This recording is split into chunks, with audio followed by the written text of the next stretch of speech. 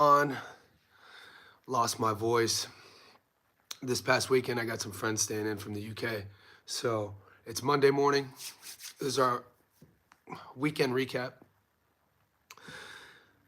Another busy weekend of sport, boxing, MMA. We're gonna use this space. I'm gonna take this hour to talk a little bit about how your weekend went. The Discord was crazy this weekend. I know a lot of the boys hit. We did really well with our picks. My biggest victories were actually in the octagon. So hats off to the boys who about a month ago kind of pushed me into giving you guys my MMA picks. So yeah, we hit there. I put all the picks and parlays up on and in the Discord. Boxing wise, I only had two plays, the main and the co-main. There wasn't a lot of action, so I went 1 for 2. I went for it on the underdog, Kenny Sims Jr. Risked it, didn't hit for me, which is fine. Can't be too mad at that, especially when you're, rolling the dice on a dog. I thought he was a live dog. He fought really well. I'd like to know how you guys scored it, though. So in the comments section now, I want to know how you guys scored Kenny Sims versus Duarte. Personally, even though I picked Sims, I definitely don't think it was a robbery. And we hit on Regis, which was a truly surprising, entertaining fight. It was fun. Had a lot of drama. Who would have thought Regis and JoJo? A lot of drama. So as you guys are checking in, I appreciate you. If you guys hit, let me know if you guys hit. Support the channel any way you can. I like what Gary says. If you followed any of my picks, whether boxing or UFC, and you hit, let me know. Like this video, subscribe if you haven't. Also, guys, if you've seen on our stream the blue stars, these are the Johnny Says Boxing Insiders. If you want to become part of our Discord, become a boxing insider on YouTube. It's all connected. It's a couple bucks a month. That link is pinned in the comment section below. Yeah, Javon Green, I do UFC. I hit 8 for 8 yesterday. I put all the picks on the page. Yeah, so I'm Adu's in the house. You guys are checking in. As you check in, how's everyone doing? Not the busiest week ahead of boxing. Not a lot of work going on, but we do got one card in Africa, and like always, no matter how much we win, you guys know my work ethic. I'm always looking ahead. So we have a fun card on DAZN in Africa. We'll get to that later, and we have a UFC card. We'll get to that later. But yeah,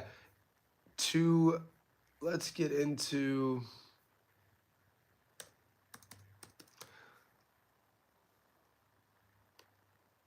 I want to know how you guys scored Regis. I want to know how you guys scored Sims and Duarte.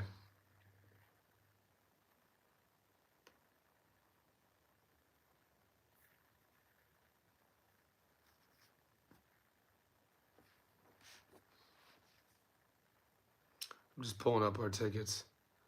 The last Africans. Oh, GOAT. I remember. We have an African card. The last one was Amir Khan in Nigeria. So my buddy who lives in the UK was actually just getting ready to get his Uber to the airport. And I was telling him about that African card. It was horrible. The stream was terrible. DAZN eventually ended up like an hour into it, removed it, erased it from the history books to where you couldn't even go to DAZN's website and find it. It was that bad. The boys and I, we were on like some bootleg YouTube stream, getting cut in and out. It was terrible. Hopefully this one's better, fingers crossed. Okay, so I gave you guys my upset of the week. Boxing fan, appreciate you, man. Boxing fan supporting the cause, member of the channel. Thank you for the tip, brother. I appreciate you. So I gave you guys my upset of the week. It was a 2-leg. It was actually in the UFC. It paid 7-1. That's what I went. That was my biggest bet and my biggest hit this past weekend. 7-1. We hit with Neil Magny on the money line and Chris Duncan on the money line. I went big on that, and that came through. Hand History Vault says, I scored Duarte, Sims 8-4 Duarte. Duarte fought Sims' fight, which made it look closer than it appeared. Yeah, I'm not mad at the score. I had it, man, it was close. It was close. It just depends on what you were looking at, right? That's why boxing is so tough to score. No, I don't think it was a robbery. in this modern era of boxing, guys, it seems that the judges score more points for pressure. And the commentators, correct me if I'm wrong here, nothing against Sergio Mora, Chris Mannix, they're doing their job, they're getting paid. I thought both fights were incredibly biased towards a specific fighter. And I don't really watch a lot of boxing with the commentator, the volume up, because I live stream them. It was hard to watch. Sergio, in my opinion, had a really bad day. He was terrible. And then Sergio was doing the fight. We'll talk about Duarte and Sims first. They were giving so much credence to Oscar Duarte's output. When I was coming up boxing, you would give more credence to the accurate puncher. So when you look at the statistics, if you're gonna push back on the volume, Oscar Duarte's outwork in Sims, Oscar Duarte's much more active fighter. But look at the statistics. Duarte threw, I think, 200 more punches, but only landed, I think, what, maybe 10 more than Sims? So what you have with Sims is an efficient fighter, a guy who doesn't waste a lot of shots, and a guy who's more accurate. To me, that's the better work. That's the classier work. Duarte didn't pressure, cut off the ring. As I said, he fought Sims' fight. Yeah, I scored it 7-5 for Sims. I thought Sims won the fight. The crazy thing is, as I scored it 7-5, going into the judges' scorecards, I definitely didn't think he was gonna win, which sounds wild. My scorecard 7-5, but I was like, they're not gonna give it to him. You could kind of feel it. You know, every fight has an energy about it. You know what I mean? Like if it goes the entire distance, you watch the fight. Each fight has its story. It has a vibe. It has an aura to it. You knew, everybody that I watched the fight with, nobody thought they were going to give it to Kenny. But I had Kenny winning 7 rounds. I think Sims gave away the last 2 rounds, I had Sims winning. I thought he did better work in the last few rounds. Yeah, I thought he did better work. I thought he did the more classier work. I thought Duarte is a, what do we do? Pick an adjective for Duarte as a boxer. Pick one word. Describe Duarte in one word. Keep it positive. I'm trying to find another word for brave. All fighters are brave. Duarte is a...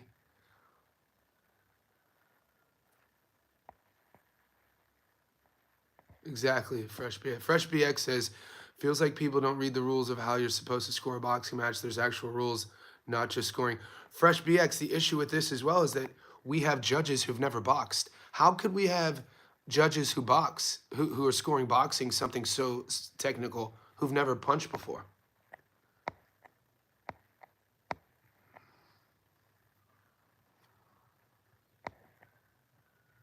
Durable. I'm thinking another word for Duarte, it'll come to me. Boxing fan, determined, something along those lines.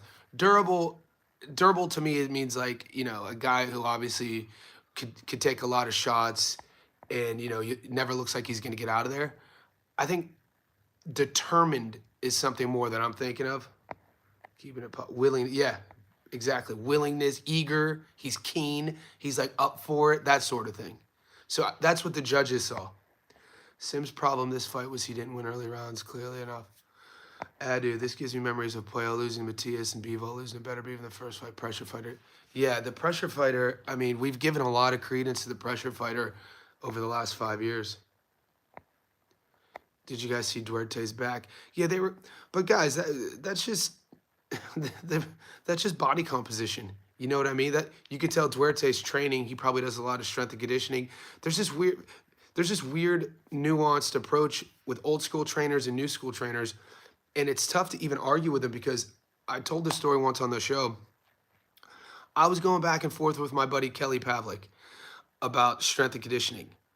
How can I argue with a kid like Kelly, who's a boxing Hall of Famer, a world champion, 40-2, 34 knockouts? Who am I to say that he's wrong with how he was coached?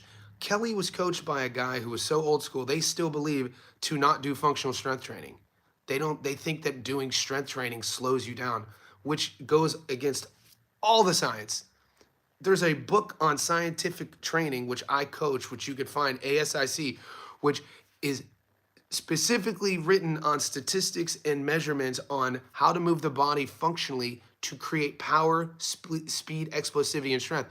So who am I to tell Kelly Pavlik that strength training doesn't make you slow? You know what I'm saying? Because whatever he did, it worked for him. Now, when you look at a fighter's body composition, you could tell one guy does strength training, one guy doesn't. Duarte just is into functional strength training. You know what I mean? Because, he has, and this is what I coach, and this is how I train. So you could see in Sims, obviously, Sims could definitely use a strength program. You could just see in their body composition.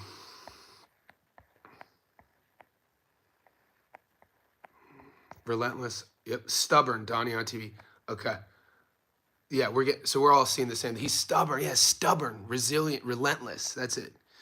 I didn't score it. I feel like Duarte edged it. Duarte looked like he hasn't laughed. Julia says Duarte hasn't laughed since he was a kid. That's so.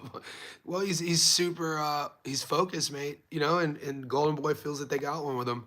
All right. Will you tune into Duarte's next fight?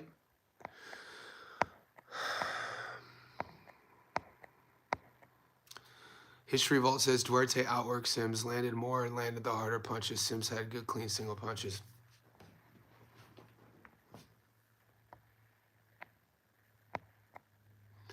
Donnie on TV says Duarte versus Pitbull would be huge. Julia says Duarte looks like he was a cartel hitman with 100 bodies.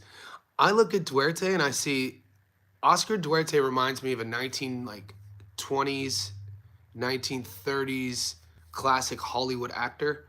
Every time I see Duarte, I could just see this dude in like a old sort of long style tuxedo with like a bow tie with a little mustache with his hair kind of trimmed. And yeah, he just reminds I see like classic Hollywood vibes. Or like it looks like he's out of central casting. You could put him right into like a classic like mob film, cartel film, but like he'd play like the guy who was like a suave character. Martha Prince, Ohio in the house. Martha Prince says, Johnny, how do you rate Lucas Body? Keep an eye on Lucas Body. I like Lucas Body. I want to see more of Lucas Body. The dude could, he has a good resume thus far. People have a lot of high hopes for him. They feel that they got a champion in Lucas Body. Donnie on TV, his promoter is a famous Mexican actor. Oscar? I thought Golden Boy was his promoter. Duarte versus Pitbull. Sims standing in front of Duarte too much. But History Vault says Sims stood in front of Duarte too much. But isn't that what people said he wasn't going to be able to do? And he did. Sims stood right in front of him. Exactly. That's my point. Sims stood right in front of him, and people said he wouldn't be able to do it. And I thought Duarte was the one who got buzzed a couple times. Dude, Marlon Brando is a G.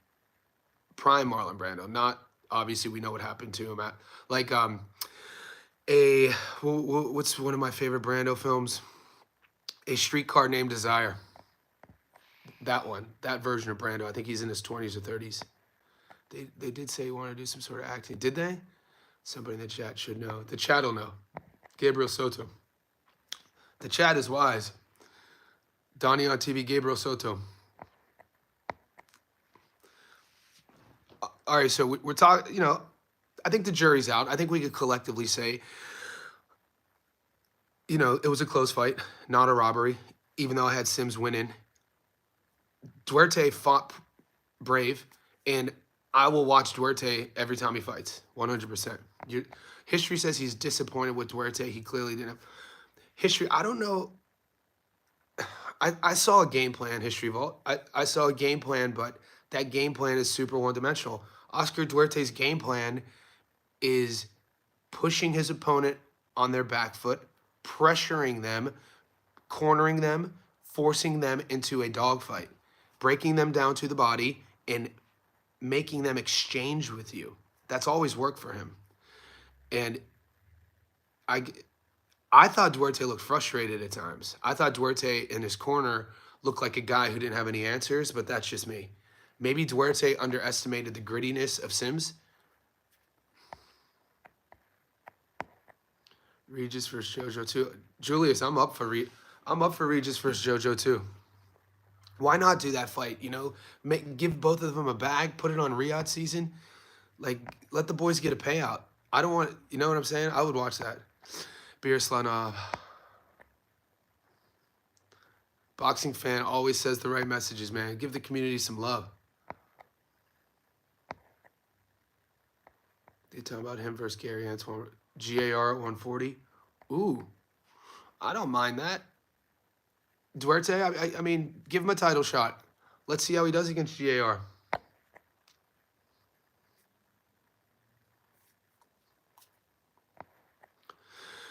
GMS put it on the elect. I gave it 7.5 Sims potentially, so we scored it the same. I gave it 7.5 Sims too, but I'm not mad about the judges. Adu, Jojo calling 2 fingers when that was insane, guys. Dude, that was absolutely insane. Jojo Diaz couldn't see. What do we know about that? And if you guys box, you know what that's an outcome of. Jojo couldn't see because he has 0 peripheral vision. So when they do the eye test, it's not here, it's here, right? No peripheral. He was just guessing, and the doctor should be ashamed of himself. It's like, dude, talk about gaslighting a whole sport. We got gaslit right in front of us.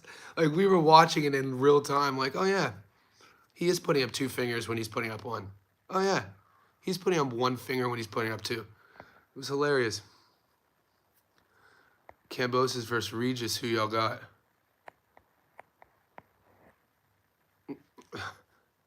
That's a good question. I gotta be honest, I liked what I saw from Regis.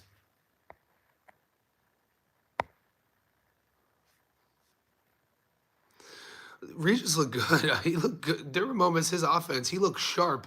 I was impressed. You could tell Regis put a lot of work in. You could tell he had a good training camp. He was sharp. He was clean. It's just that punch resistance wasn't there. But a lot, you know what it was though? He didn't get dropped. Regis didn't get dropped, and it was the very first punch in the very first round, the equilibrium shot. And sometimes when you get hit in the back here above the ear, when your equilibrium goes, it rattles your brain. It takes a long time to recover from that.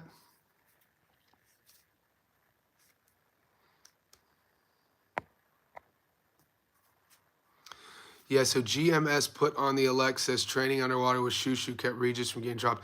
Well, their style of training is actually a style of training made famous by one of the most, iconic big wave surfers of all time named Laird Hamilton. So Laird Hamilton, he has a company. He's actually in my first book. Laird Hamilton is the first guy in the 80s who's in Hawaii who was like, why are we waiting on the coastline to surf? Why are we waiting for waves to come to us? Why don't we get into a jet ski and go all the way out into the middle of the ocean and chase these 40-footers? So Laird Hamilton is one of the first ever big wave surfers. I went through this phase of interviewing big wave surfers. So I've had him on my show before. I interviewed Kai Lenny before on my show. Laird's in my first book. Laird has a company, I think it's called XPT Training. You could look into it. And athletes from all around the world go to Hawaii, go to Laird's school, and you train strength and conditioning underwater. So it helps with your breathing, it helps with your cardio, it helps with your strength, all types of benefits for that style of training. But I didn't see Shushu doing it, but I saw Regis, and he definitely got that from Laird. I think it's XPT Training. You can look into that, boys. But yeah, I have a swimming pool, and I have water weights, and during the summer, and sometimes I have clients who need to rehab. I do a lot of it for rehabilitation as well. Going underwater, low resistance, but good for extension, good for recovery, good for the joints as well. Julius Armstrong, Ituama. Let's see what history said. History said, nah, Sims' career will go strong from here since Duarte didn't do what he wanted to do. I think Sims is a good fighter. I think Sims is solid. I don't think his career is over. He's 31. Sims is a tough out. Boxing needs guys like Sims. Boxing needs, for the sake credibility of our sport, we call it the sweet science. Sims is, got a long career in front of him. I don't. Whoever said he's a bum is outrageous. That's an outrageous take. Julius Armstrong Goodman by decision. You guys know how I feel about that fight. He's referring to Sam Goodman versus Nick Paul. Nick Paul. I told you already that I'm taking Goodman in that fight. Goat says Reese Bellotti already has a new fight date after losing. He's fighting Pat Leon. That's insane. We won a lot of money betting against Reese Bellotti. I know that Gary went against my pick, but we were eating. I was like, there's no way Bellotti's winning, and we were right. Julius Armstrong, Ford decision. Ford is fighting Nova. Bellotti, Money Meach, Money Meach with his standard, Adelaide TKO. Big Shadow, what's up, buddy? Each fight to have knockdowns last time was, yeah, we put that up in the Discord. The under 1.5 knockdown was a lock I shared. So if you guys aren't members in the Discord, join. I'm one of the boys who charges so much for his picks because he's a professional bettor. He gives Johnny Says Boxing Insiders his picks, his locks, gives me them, and I relay them in our group for free. You guys pay like a couple bucks a month. Join the insider group. The link is in the comments, and then you get access to the Discord. I don't understand why more people aren't doing that. Well, it's grown. We're up to about 140 people in there, which is great. But I know a lot of people, are unaware of how much collectively our group wins. Collectively, man, we're eating. Martha Prince, Regis looks sharp. It seems training with Sims Carrington. Yep. Usyk, appreciate you, Usyk, hooking me up. Why do you reckon I should fight? Usyk in the house, supporting the channel. Who should Usyk fight next, boys? Big Shadow, join the Discord. Boxing fan. Goat over 6.5 rounds of ball fight. I like the distance in the ball fight, but I have to wait till my props come out, Goat. Living in Australia, man, they make us wait. Donnie on TV. Chicago was such a great location for that fight because there are a lot of Mexicans that live there. Yeah, Donnie, it was awesome to hear the crowd. It was awesome to hear the crowd. History Vault, Johnny. It's all good, brother. I saw your post, though, History. Didn't you post on our page that you were at the fight? Boxing fan, let's effing go. Usyk, take care of our league. Boxing fan's my guy. So, yeah, we have there's some big fights to look ahead to.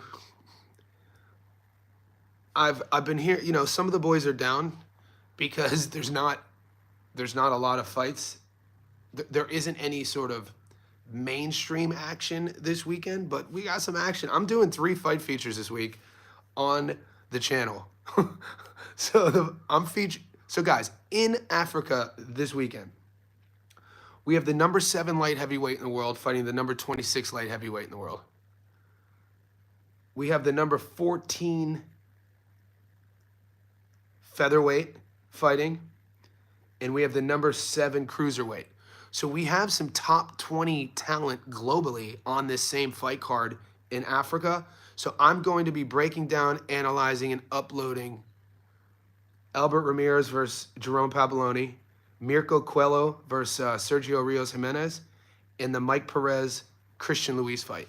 So we have action. Stay on the channel. I'm doing at least three Stats Don't Lie videos for the fights happening in Africa.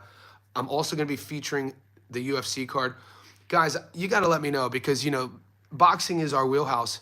But as you know, I'm a lifelong MMA fan, and I bet, and my whole channel used to be just MMA. This hoodie I'm wearing was an MMA live stream show I did for 2 years during the pandemic, a gambling show on Instagram with an MMA journalist. His name's Tyler. We did a show on Instagram for 2 years every Wednesday called Easy Money, in which I'd give you my picks and basically do the same thing I do on my YouTube, but just for UFC. So that's why, the last 3 weeks, I've missed one fight over the last 3 weeks in UFC, and that was my upset of the week when I was wrong. I picked McGee over Peter Yan, but everything else hit. Yes, last night I hit 8 out of 8. UFC card last night. Yeah, 100% Big Shadow. We were eating last night in the UFC, baby. So my question is,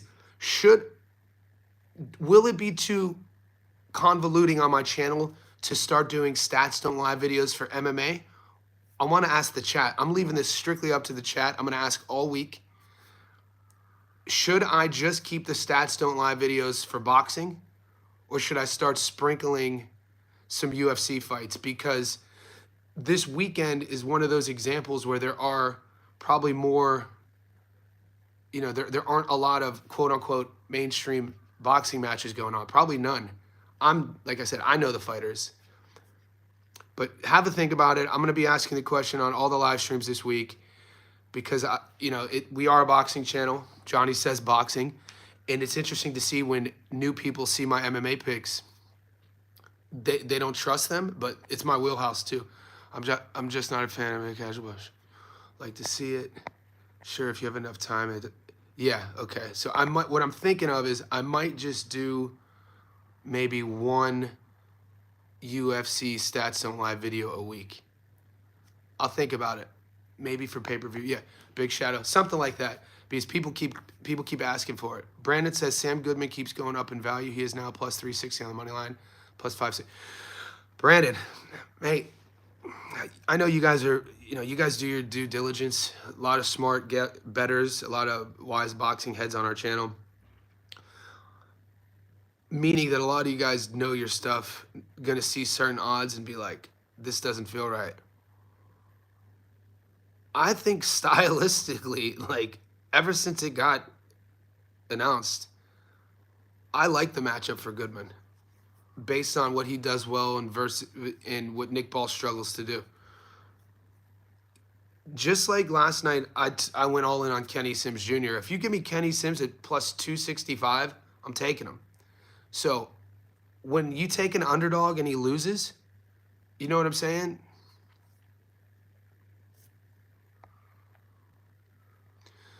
So you give me Sam Goodman at that money, that value, I'm taking him. Do you rate Connor Wallace? They're going to have to roll the dice with him soon. Yeah, Rambler. They're going to have to roll the dice with him soon. DJ Green. Brandon says, if Sam hits, I'll be up very much. Come on, Sam. Don't make me. Havlock. What's up, Havlock? Haven't seen you in the stream in a while. Appreciate you, brother. Havlock, man, you got to get in the Discord, brother. All your people are in the Discord. Tip the bartender. Yeah, if you guys hit on my picks, any tip helps. I got to give a shout out to Carlos. Carlos is Los24 on our channel. He's Los24 in the Discord. He tipped me on PayPal, which I didn't even know you could do. Appreciate you, Carlos. Los24, mate. That was a nice little surprise to wake up to. So if you guys are having fun, entertained, if you're winning on anything that we're doing, support me in any way you can. How many times do you think Ball will throw his opponent to the ground? It should be a betting option, right? It should be a betting option. Jazz, what's up? That is DAZN commentary. Jazz agrees. He says DAZN commentary was awful. At one point, they said Duarte is winning based on... Exactly. Jazz, Sergio was so terrible. And I'm hesitant with saying that because of my rivalry to him as a fighter. But I'm able to compartmentalize a fighter, my respect for fighters versus commentary. The stuff he was saying about Jojo Diaz was insane. He was talking about Jojo Diaz was ready for a world title fight. Sergio was acting as if Jojo was ready for a world title fight in multiple weight classes. It was insane. Sergio was getting beat up, or Jojo was getting beat up, man. He landed some good shots, but Sergio was out of his mind, I think, man. He said that Jojo was the more accurate puncher. In the Jojo versus Regis fight, he was saying that Jojo was doing the more accuracy, like the more classier work. Some of the stuff he was saying, like I had to take a look back and like question, do I not know anything about boxing? Like he was making me question, like, put it this way. I remember a couple years ago, I'm watching Vasily Lomachenko training videos, and I'm watching Loma hit the heavy bag. And you guys know, Loma's heavy bag work is so insane, so technical, so effortless. I remember watching Loma hit the heavy bag, and I thought to myself, I'm never hitting the heavy bag again. I was like, I'm never uploading a video of me boxing again. I was like, I'm fucking horrible. I'm fucking shitty. That's how Loma made me feel. Listening to Sergio last night had me questioning if I even was watching the same sport, if I even knew anything. It was, and then I had to remind myself, no, this isn't right. This guy is out of his mind, dude. Like, he's not seeing what I'm seeing. Yeah, okay. Is why I'm sure there's channels, boys, out there that are doing a live stream just like this who are probably praising Sergio, right? You'd have to think there's an for him to even become, and Chris Mannix's scorecards were terrible. Like, what is going on? Steven Nelson announced it 2 hours ago on his Twitter he's going to be on the Crawford Canelo. Nice. So cold. So cold. So cold fought Pacheco really well. If it was a 10-rounder, you probably would have to go at the robbery. Yeah, it's getting close, boys. We're getting close. We're getting down to the nitty-gritty where the whole live streams are going to be about Canelo Crawford. You know, this is the calm before the storm. But we got work in front of us, guys. We have a fun card this weekend on DAZN. So don't let the mainstream, your boxing content creators on YouTube who have hundreds of thousands of subscribers, don't let them fool you into thinking there's no fights. Albert Ramirez versus Pampaloni, the main is a fun fight, guys, at light heavyweight. Number 7 versus 26.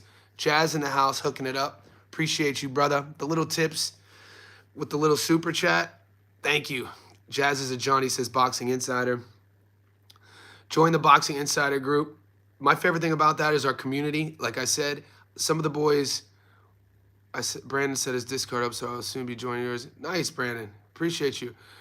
I know some of the boys wanted my Discord, our Discord, to be a little bit more uniform. It's uniformed. We have boxing thread, MMA thread, bet slip thread. And then a lot of the boys will private inbox me. Now, my favorite thing about our, and if you go to Gary's, Gary's is super formatted. I like mine. The way I'm running mine, as you guys know who have the blue stars, is it's a community. Like, I like that a lot of you boys take over the chat, and then that creates community, and you guys have trust in each other as well. Because what better way to brainstorm and become successful at our predictions than picking the brains of our whole squad? You know what I mean? I could be the catalyst, and I love when there's discourse and you guys win. So that's the best bit. I said it last night on our stream. I don't sit on a high chair. I don't try to present myself as here. It's like we're all doing this together. Jazz, UFC has bigger betting limits than boxing. UFC has bigger betting limits. Jazz, give me an example. What UFC has bigger so UFC limits the bets more? Is that what you mean? Bigger betting limits. So the UFC won't allow you to wager as much as boxing will? Or are you saying they'll limit you if you start winning? Boxing limits more. Guys, you got to educate me on this. Yeah, I'm very interested when you guys are talking about limiting more. Are you talking about wagers? Or are you talking about like a bettor who is winning and then they kind of limit you from making future bets? You can bet more on, okay. So Jazz, like you can bet more on a UFC fight. Rand Verlitter. Let me get to Donnie. Donnie says, who do I think Virgil will fight in October? Donnie, man, there's so many fights at 54. I mean, I just want to see Virgil fight. Ranver, Johnny, my guy, what's up? I didn't bet boxing this week, but when anyone on the UFC card, I basically made back what I lost on Taraji fight. That was disappointing. I thought Taraji won. Yeah, Ranvar, I did really well in the UFC too. I went 8 for 8, picked some good upsets. Taraji, yeah, we lost that one, brother. We lost that one. DJ Green says he means money limit, able to put more money on your bets. Okay. Okay. That's interesting. Jazz says there's way more liquidity in UFC. You can bet 20K on a UFC fight before line moves and 2K. I think, boys, does that have to do with because there's so much parity in the UFC? Meaning that just because, for instance, I'm going to be real with you, just because I hit 8 out of 8 yesterday, UFC over the last few years is more difficult than it's ever been to bet on. I lived in Vegas from 2011 to 2012, and then from 2013 to about 2016 as well. I'm not going to say I always won on UFC, but that's all I used to bet on. It was a lot easier to win money betting on the UFC a couple years ago based off of what happened was about, we'll say 5 to 8 years ago, when Dana White started implementing the Contender Series, when Dana White started implementing Road to the UFC, when Dana White started implementing the Apex, which means more fights, and the natural growth of the sport with the regional fight leagues in America, such as the couple big promotions down in Texas, the LFA. You have the one out in New York, Cage Fury, I think. You get a lot of matchups, kind of 50-50 fights, and there's a lot more parity. Before, you'd see one-sided swings. Big shout out to Arab Giant favorites in UFC, and a lot have been losing this year. Yeah, so Big Shadow, this is why, and Big Shadow presents an excellent lesson here, guys, and this is what I always try to teach with my boxing breakdowns and on my channel is I never bet odds. So the UFC, and he brings up a great point, the UFC, I feel, is trickier because as the bettor, if you're not fully kind of invested into each fighter, you could get honey-dicked by the odds. You could see odds, but oh shit, I'm about to go heavy, that's a win. And then all of a sudden you didn't know that that's a grappler versus a striker, and the striker who was the big favorite that you went heavy on because he's like $1.40, you didn't know that he can't defend the double leg. You also didn't know that that striker, if he is on his back, he doesn't know how to get up. So then the grappler spends all, 15 minutes on the ground with him and you lose a decision and there's an upset. So it's important to understand stylistic matchups as well in the UFC. So don't just bet on the odds. And if you do, ask me a question. A lot of undefeated fighters losing. Yeah, that dude. Think about it happens all the time in the UFC. Also because there's a website where people track and sell their picks. That's insane. Yeah, that's insane. Good for them. I like our little community here, man. Yeah, that gets a little wishy-washy, doesn't it? But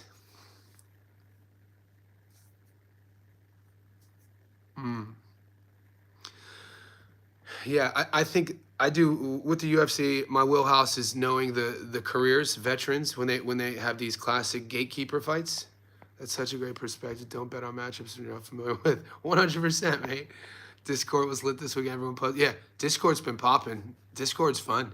I didn't think I would like the Discord because it looks Discord's optic looks like a college spreadsheet from like 2004.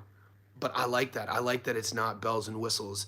You know what I'm saying? So, and the community's really good there. Anthony Beller, big facts. Khabib used to be minus 300. Now random contenders minus 6. Yeah, everyone's getting better, Anthony. 100%. Goat, the one and only time I bet on UFC, I bet on Buckley. Yep, Goat, I gave you bad advice, mate. That was my fault, Goat. I'm gonna fess up to it. I had the boys getting excited about Buckley getting one over on Usman. I wasn't just guessing. Based on where their trajectory was, their career, I didn't think that Usman would have it in his tank to keep Buckley down, and he did. Usman fought a perfect fight, too. Usman fought a perfect fight, dude. He fought. I mean, how could we have known that Usman was going to fight this perfect fight, man, with a chip on his shoulder? What a night. What's up, Socks? Jazz, my last UFC bets during COVID. It was the only sport alongside soccer.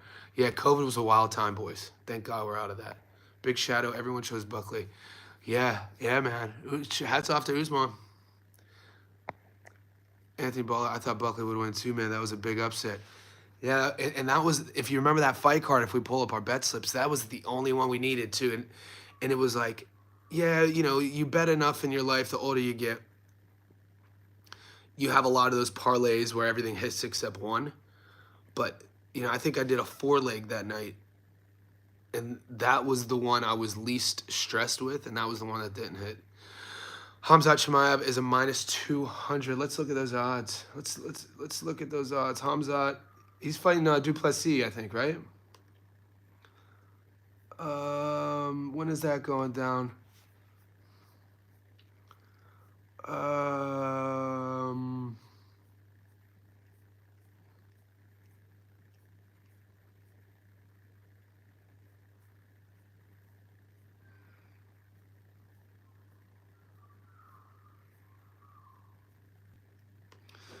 okay. So next weekend, Unos Medic is fighting. Elijah Smith, Eric Anders, Andre Feely, Miles Johns, Steve Roman Delatse, Andrade Hooper, Elliott Battle, Kane Silva, King Green, Edson Barbosa, Cannoneer. Okay, that's August 17th. Dricus Duplessis is a +253 against Chimaev at $1.50. Mate, you're out. Dude, Dricus at plus money is insane to me. People love Hamzat, but mate, Hamzat went life and death with Gilbert. Um, and, no shade on. Are these really the odds?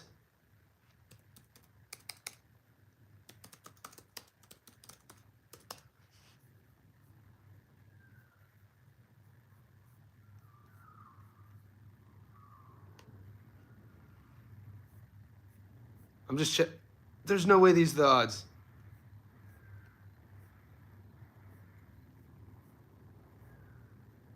That's insane. He's the favorite against Dracus Duplessis. Insane to me. When he fought a lightweight Gilbert. I mean, Gil jumped up to 70. And, I think Gilbert Burns did his best work at 155. I mean, we know about his his issues. I don't know if they're health related. He looks good. He looks good. I don't know, man. It's hard to bet against Dracus Duplessis with that style. Dracus Duplessis has this just awkward, unorthodox style, mate. Everything he does, you wouldn't teach. But the one thing he has that you can't teach is this sort of pressure, this resiliency. He almost knows he's going to win before Duplessis has this style. It's like a marauding sort of, I don't want to say arrogant, but he almost knows he's going to win with how he fights. It's pretty interesting. You hate Duplessis, but bro's taking my breath twice. You hate him, man. I remember when he was coming up, when he came out of South Africa and he was about to make his debut. He fought his first fight and he gets on the microphone and he grabs the mic and he starts talking about Afrikaners, and there's a lot of South Africans here in Australia, and globally the Afrikaners, the white South Africans, the Dutch, basically the Dutch who came. They have a bad reputation, mate. Do your research or history if you want to get in. I'm not trying to bring it up for the political side. I'm talking about what I saw a kid making his debut, grabbing the microphone, how he was speaking, the intent that he was speaking about. I remember talking to one of my clients. It was the next day we were doing a cardio session. I was like, dude, this kid from South Africa is going to be a world champion. I was like, he's definitely his size. He's massive. He's not going to be intimidated by anybody. He's not going to get outworked. He's unorthodox. Mate, you're giving Duplessis plus money against Chimaev. Let's go. I thought Chimaev lost again. I thought Gilbert Burns, a lightweight, beat Chimaev. Jack Rafferty, Mark Chamberlain. When is Chamberlain Rafferty going on, Robert? That's not this weekend? If it's not round one, though, Chimaev is done. You're welcome, my man. Donnie on TV, stay aboard. Appreciate you, boys. Boxing fan, you're the man. Yeah, Money Meech. Best, yeah. But my point was Duplessis, he was speaking from a place of, he was speaking bigger than the sport. You rarely ever see that with any athlete who's doesn't have a household name, who is using their platform to bring people together. It's like, mate, that tells you something about a young athlete. I'm talking when Duplessis won his first fight. You could YouTube the speech he gave. it tells you that he's fighting for something bigger than himself, and he's confident, and he's prepared. You give me plus money, man. How do I pass that up? How do you, and he's the champ? How do you pass that up? And it's a style. I can't wait to see those styles clash. I didn't see, because I'm so straightforward with boxing, I still watch every MMA fight. Like yesterday, if you watched the stream, I was watching both at the same time. Yeah, but he does have that squeeze. But man, Duplessis is just. We'll see what happens. There was a kid. Who was the kid who came up with Duplessis? He was, I think, a 135er. He was fun to watch. He never panned out. He's only like 24 years old. He started off. I think he won his first 2 fights, 2 performance of the night bonuses, and then I think he lost 3 out of his last 4. I thought he was going to be a perennial title contender as well. Younger kid, looked like a model. Yeah, Cameron Simon, love the chat, love the chat, dude. Talk about Wellmaker, man. We're Malcolm Wellmaker out of Georgia, mates. You know, this is why you got to love the UFC though, because he's at one time soon enough, Wellmaker's gonna have to answer some questions. And this is why we love the sport. This is why I love MMA. You got to answer some questions. My brain says Hamzat rounds 1 or 2. That's insane, baller. Okay, you see Hamzat stopping him. Could happen. Do you guys think that Ilia Topuria beat Makhachev? I think so. I'll take Wellmaker over O'Malley. Simon, Chimaev. Yeah. Kevin Holland, though, Chimaev's massive. Kevin Holland, you know, we've seen him fight at 70, at 85. I think he's more of a natural 70 guy. Not a lot of muscle on him. He's spoken before on public. He doesn't like cutting weight. So Holland, Holland's been ragdolled by more people than just Chimaev, though. I can see Ribic for Vallejo bringing going back to the UFC. Dude, both those guys were in great fights last night. Wellmaker is a gangster. Topuria easy over Islam. Yeah, the thing about it's a good, interesting thing to talk about Topuria and Islam is the fact that, I mean, we've seen Islam got stopped before. We've seen Islam lose in the UFC. And Topuria, what he does well, obviously his hands and his boxing, but he could grapple. Topuria could defend the takedown. Topuria is super athletic. I don't like that. Look, the Dagestani style, you know, not talking about Saeed Nurmagomedov and not talking about Shara Bullet, because those are Dagestani strikers, but the atypical Nurmagomedov style that, you know, Dagestani wrestling, the footwork, super pressure, out of position a lot, believe it or not. They do a lot of things on the feet that are just bad. Yeah, and Makhachev has to get past Jack D. Della Maddalena's a goddamn animal, dude. All you have to know about Jack Della Maddalena, dude, is in his second pro fight in Perth, he got his nose rearranged in his second pro fight. I have a big ass nose from getting broke too. So this shit has been broken multiple times since I was a boy fighting. Jack's nose is here. It's like here. And he's like, I ain't getting it fixed. Fuck it. I don't need that nose. I don't care what Jack is a guy. And look at Jack's hands. His hands are, and Jack could grapple. Boy, that's going to be a fun fight. That's going to be a fun fight. And Jack is big too, dude. People, you know, he's only 5'11", but Jack is stout. I think it was like when people were kind of, if you would ever meet Bilal Muhammad, you know, Bilal's a buddy of mine. I met Bilal multiple times. He's a Midwest guy, Chicago guy. Bilal would blow you away with how big he is. I'm talking like thick, because we're the same height, 5'11". I walk around at about 180. Bilal's walking around at like 195, just no, like barely any fat either. Who do you favor, Diego Lopez or John Silva? I got Silva in that fight. I even, guys, when Diego was coming up on the regional scene through Brazil, then Mexico, and then fighting in the LFA, the knock on Diego was his durability. Diego would get stopped. He was classified as chinny, and then he went on this long run in the UFC, and people had forgotten about that, but I never forgot about that. I was never 100% sold on Diego Lopez just because I had watched him in the regionals. He did, you know, and I love when a kid proves me wrong in terms of their trajectory. I didn't think Diego would end up becoming like a star like he's become. I think John Silva stops him. Islam, JDM confirmed. Do you think the boxing and takedown defense? I think it can. I think it definitely can. JDM has strong hips, big big too, athletic, strong hands. You got to get past those hands first, boy. He got a nice uppercut. JD, that's a good fight. Islam by dark stroke, maybe. I meant, and he's 5'10", 190. Yeah, Islam is bigger than me. He's at least 6 feet tall. They have the height wrong with the UFC. Robert, Islam would be better if taking a couple tune-ups. Dwayne Styles, what's up, my man? Hey, Johnny, I learned my lesson last night. I should have done money line. I had a 2-leg parlay last night. Regis on points. Oscar. Dwayne, I tell you boys, don't get sexy on your bets.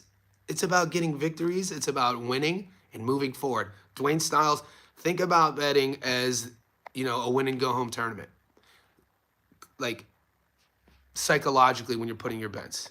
Like the NCAA basketball tournament. You lose, you're out. So when you're making your decisions, get the win, get the victory. And then once you put a couple victories in front of you, then you can get sexy. But doing the method of victories, that's a sexy bet. It's a tough thing to do. Big Shadow says Lopez is tough, but I think John Silva got that one. John Silva fights with a ferocity. The thing about John Silva, why I would pick him over Lopez is because John Silva doesn't know he could lose yet. And with his style, John Silva is like a mini Vanderlei Silva.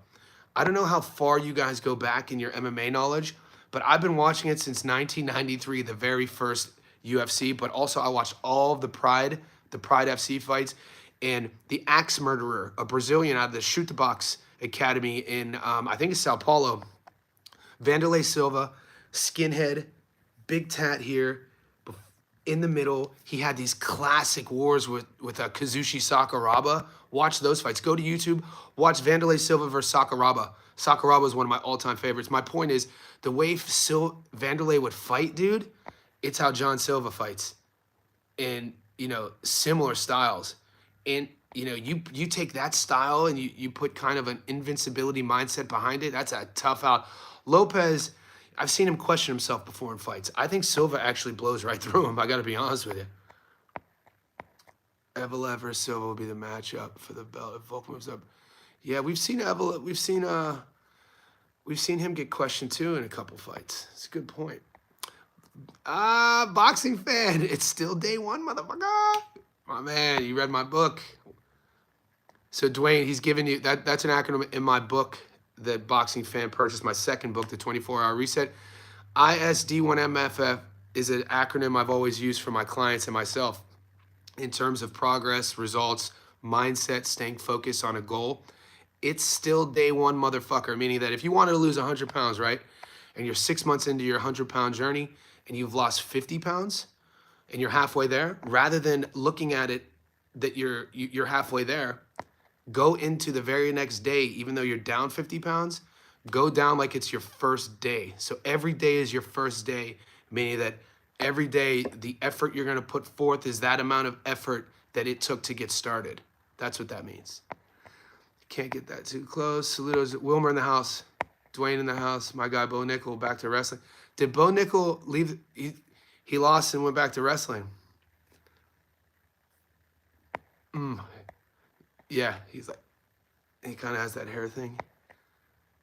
Robert Floss, positivity, perseverance, P2. There we go. There's two. There's another great little acronym. Guys, wherever you're tuning in, let's like this video. We're almost an hour in. I'm going to go live again later today. I got some videos to do. I'm going to be covering that African card. I made it. Sorry if you went over. What's up, Kyle? If you went over it already, but is there some good boxing in Australia this weekend? Kyle Hayden 999. There's boxing in Africa this weekend on DAZN. There's some good matchups at light heavyweight, some top 20 matchups in 3 different divisions. And I'm going to be covering 3 of those fights. In Australia, I'm not quite sure. There's an Australian card the following Wednesday with Nikita Tszyu. I'm going to that fight. So not this week, but the following week, Nikita Tszyu's fighting, Michael Zarafa's fighting. I'm going to be covering those fights. It'll be a Wednesday night here, or Wednesday morning in America. Kyle Hayden, Africa. It should be interesting. There's some good fights on that card, boys. And Big Shadow is referring to the last African card got me scared. Yeah, that last African card was horrible. It was promoted by Amir Khan. DAZN after an hour of the stream just going in and out, DAZN just scrubbed it from their platform. You can barely find any results. Brandon Glanton was supposed to fight on that card. It shows no history of him fighting on that card. And then we had a domestic level fight, I think at 122 pounds that we actually bet on, and oh god, never again.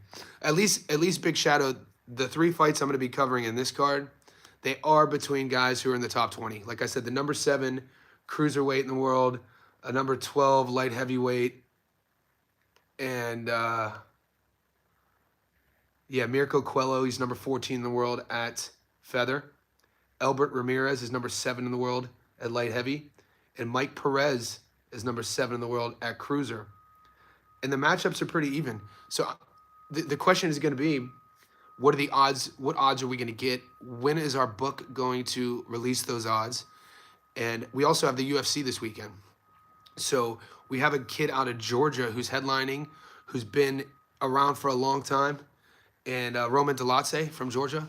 So Delace is a guy best known for stealing JP Bays' wife. Hey, these are the facts, mate. In my opinion, Delace is best known for jacking JP Bays' wife. So, anyway, if you guys didn't know that, that's what happened. But she used to fight in the UFC. JP was a South African fighter. Fluffy's fighting. I'm a big fan of Fluffy. I always win money on Fluffy, man. He's always the underdog. He's gritty. He's bigger than people. He's long. His grappling's insane. He's tough as nails.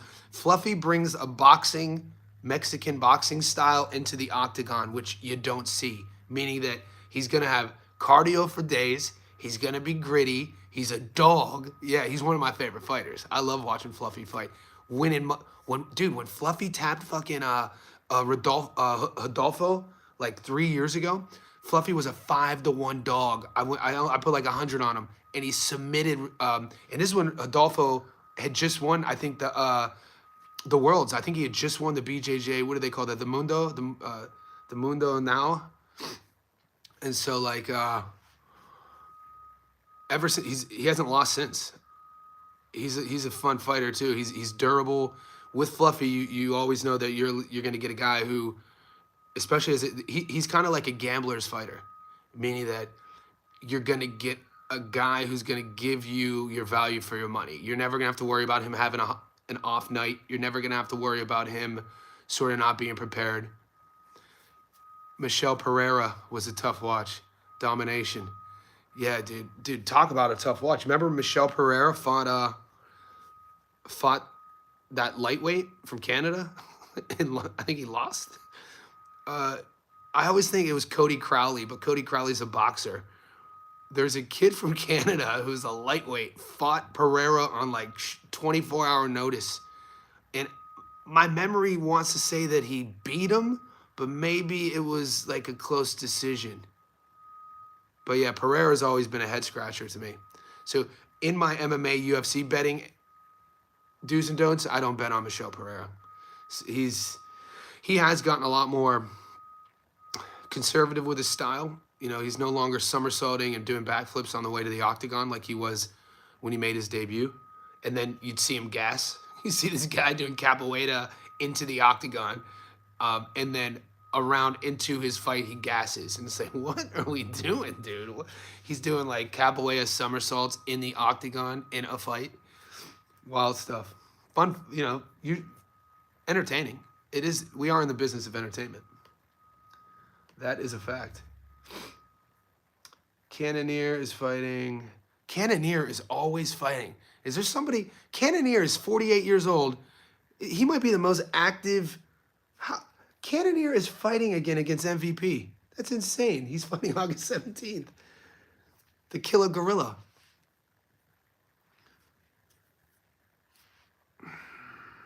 Lerone Murphy is fighting Aaron Pico. Did you see Cal Cruz? Yeah. I don't bet on Cal Cruz. That whole fight was a sham. He fought a junior middleweight on 24-hour notice. He was supposed to fight Franklin. Franklin or Hackett. And Yeah, so for what it was odd. It was you do the backflip and it was bizarre. Every time I see fighters do the backflip, I think of uh was it what's his name? The big Brazilian who does the back he did the worm and he like forever ruined his collarbone, Johnny Walker. So whenever I see like fighters and then you see the backflip, man, I've seen guys tear their ACL before on the landing. It's like, what are we doing? This is insane. Your body is your business. You know what I mean? You're an entrepreneur. Your body is your business. You're a combat sports like athlete. You're working your way to, wealth, and that I don't know, mate. Maybe I'm the conservative old head. But when I see heavyweights, yeah, we know you're an athlete, Tristan. We know you can do backflips. But hell, like, do you really want to do that right now with gloves on? It's insane. Yeah, DJ, Google it. Johnny Walker came into the UFC. Johnny Walker came into the UFC, wins by a spectacular fashion. I'm talking, he for an eyelash of time, there was a moment where people were saying that he could have had the trajectory of Conor McGregor. He was marketable, he was flashy, his fight style was insane, and people in the know knew on the regional level he had been stopped before. He came to the UFC, and the narrative was he was chinny, but we hadn't seen it yet. The UFC fans hadn't seen it yet, and he had just won by impressive stoppage, and he goes in to do the worm and tears, I think, his labrum and his rotator cuff.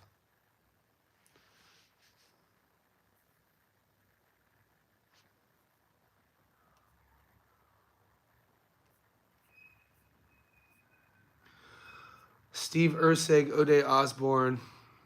Damn, Fluffy's a big favorite. I don't like those odds. Fluffy's $1.30. Delatse is $3.56. I actually don't like those odds. Will the fight go the distance? All right, we'll have to wait till later in the week for those odds to open up. Chris B, I missed big time on that Sims fight. Yeah, I mean, missing on a $2.65 underdog isn't the it's not the end of the world. Yeah, DJ, when he did it, I mean, he's never been able to live that down, by the way. Eric Anders, Christian Leroy Duncan. All right, there's some good props that going into this weekend on the UFC. When we get those options, I'm going to give you them. Like the Eric Anders, CLD fight. Ooh, the Andre Feely C-Rod fight. That's a fun fight. Elijah Smith is fighting. He's a fun prospect. Gilbert Urbina, I think, versus Uras Medic, the doctor. So Gilbert Urbina is a guy, comes from a fighting family on the regional circuit, I think either New Mexico or Texas. And, when he has success, he looks good, but when he doesn't, he gets stopped. And Uras Medic, his style, they call him the doctor, similar. When we get an option, will this fight go the distance? We're taking no, for sure, 100%. We don't even have to take a winner. So, guys, I'm going to wrap it up. I got to get to work. I got to do some film study on these fights in Africa. If you haven't already, hit subscribe, like this video, join our Discord. That link is pinned in the comment section below. You become a Johnny Says Boxing insider, and then you get access to the Discord where all the big boys are. Yeah, boxing. I post them in the... So, boxing fan, if you go to our Discord, you'll see the MMA thread. So, we have a boxing thread, an MMA thread, and our parlay thread. If you splash your ear in the door, you can give yourself cauliflower ear. Yeah, Rambler, I grew up with guys who would do that. We got my buddy from the UK who's staying with me, who just left. He's a rugby guy, and he has cauliflower ear, and we were just talking about that. We were saying growing up how I knew dudes in the gym who would, do that to try to, get cauli ears. Idiots. Stupid. All right, guys, I'll see you soon, man. I appreciate all the boys. Appreciate you.